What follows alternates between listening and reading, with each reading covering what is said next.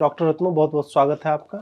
नमस्ते, धन्यवाद अजीत। सबसे पहला प्रश्न सर ये है कि एक बहुत ही जेनरिक सा टर्म बोला जाता है कि इतिहास को जो है डिस्टॉर्ट किया गया है, डिस्टॉर्शन इन हिस्ट्री, जब हम लोग भी बात करते हैं और ख़ास करके हिंदूवादी लोग जो हैं वो खास करके इन बातों पे। और नरेंद्र मोदी को काफ़ी बार कोर्स किया गया, न्यू एजुकेशन पॉलिसी आती है, बहुत सारी बातें, हमारी यूजीसी का सिलेबस भी चेंज हुआ इतिहास का। तो इस पे बताइए कि ये स्टेटमेंट कहाँ तक सही है कि हमारा हिस्ट्री जो है वो डिस्टॉर्टेड है।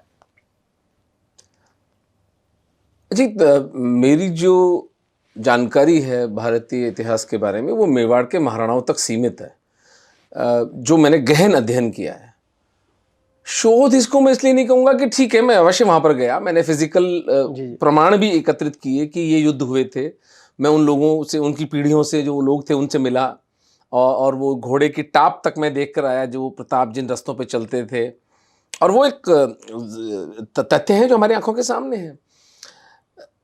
किंतु मैं ये नहीं कह सकता कि काकतीय आंध्र के हैं या गौड़ा जो हैं आपके कर्नाटक के हैं या अहोम आसाम के या कलिंग में मेरी कोई अथॉरिटी है।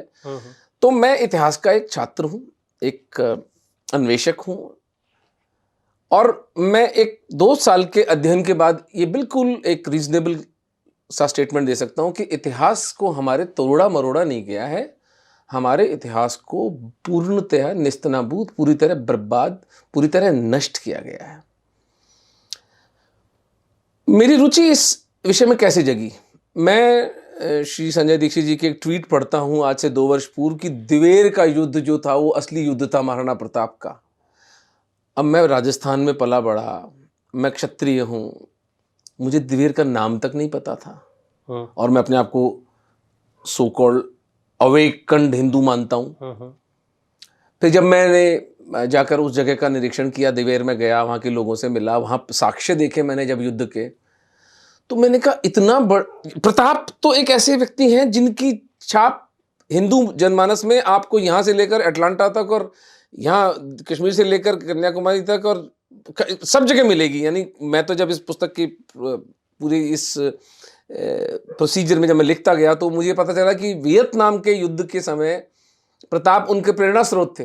यद्यपि मुझे उसका कोई लिखित प्रमाण नहीं मिला, लेकिन किंवदंती ही सही, लेकिन ये एक बहुत प्रचलित किंवदंती थी कि उन लोगों को प्रताप के बारे में पता था। तो प्रताप जितने महिमाशाली और प्रकट व्यक्तित्व का सबसे महिमाशाली युद्ध पहुंच दिया जाता है, तो बाकी के महाराणाओं के साथ क्या हुआ ये आप कल्पना भी नहीं कर सकते।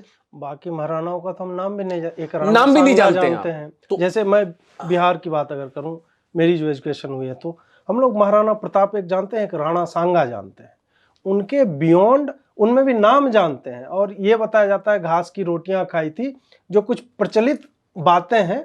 फिर पृथ्वीराज चौहान हो जाएंगे, 4-5 राजाओं के नाम जानते हैं।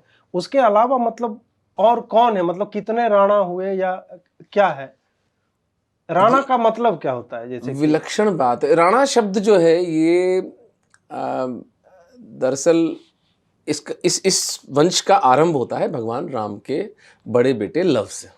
अच्छा, ये गुहिलोत वंश जो था ये उनके वंशज थे, और सबसे पहले जो इनमें जो रावल हुए वो हुए बाप्पा रावल।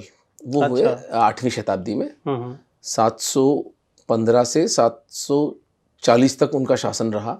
ये बिन कासिम के टाइम का, कासिम के समय कुछ इतिहासकार कहते हैं, टॉड कहते हैं कि उनके कासिम से युद्ध हुआ। लेकिन सिवाय टॉड के और कोई नहीं कहता है कि युद्ध हुआ। लेकिन अरबों के साथ उनका युद्ध हुआ, बैटल ऑफ राजस्थान, जिसके अंदर की उन्होंने एक पूरी कॉन्फेडरेशन बनाया, नागभट्ट, पुलकेशी राजा और बापा रावल, और अपने से 4 गुनी सेना को उन्होंने पराजित करके परमानेंटली ईरान तक छोड़कर आए थे। अच्छा, तो बापा रावल से ये कहानी शुरू होती है। जी।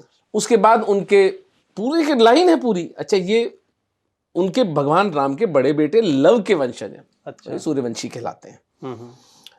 और ये रावल का सिलसिला चलता है महारावल रतन सिंह जी तक, जो महारानी पद्मिनी के पति थे। अच्छा, पद्मिनी का जब जौहर होता है और रावल रतन सिंह जी की हत्या करता है अलाउद्दीन खिलजी, उसके बाद उनके बेटे थे करण सिंह, और उनकी वंशों में फिर भुवन सिंह, अरी सिंह, राहप माहप, तो राहप जो छोटे बच्चे थे इनके, वो सिसोद नाम के गांव में जाके रहे, तो वहां से सिसोदिया नाम इनका पड़ा।